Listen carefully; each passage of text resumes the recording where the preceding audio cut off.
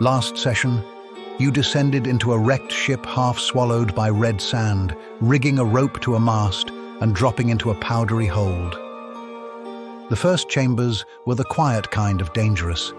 Racks of rare inks and minerals, censers, sacred herbs, jars of preserved eyes and hair, spellwork stockpiles for a mage who takes their preparations seriously. You left the horde alone, remembering whose territory this likely was. In the next room, chains rattled over misery, 2 emaciated gazelles, and a giant scorpion mutilated and pinned beneath a milking frame, its tail locked over a neat row of vials. On the wall, a map inked with looping dates and arrows marked the sightings of the Roaming Treasury of Sekhmet. Then the dead moved.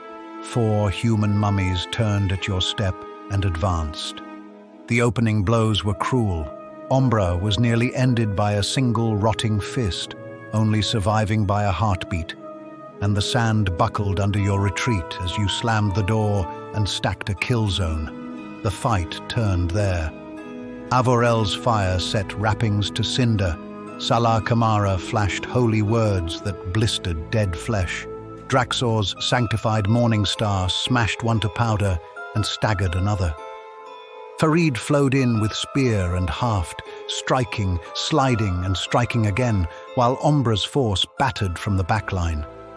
By the time you opened the door a second time, they were ash and silence.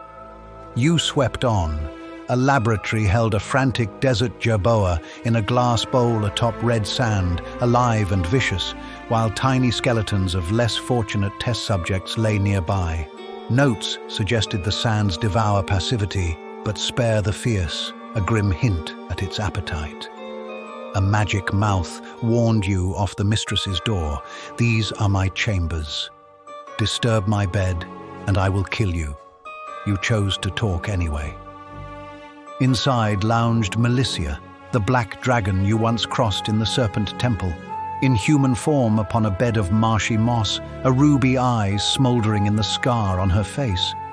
You laid out the coming siege of Al-Kirat in 55 days, the relics required to break Lord Amu's hoard, and the artifacts already in play. Melissia heard, measured and agreed to join your search and the city's defense in exchange for a fair share of artifacts. She shared hard edges of truth.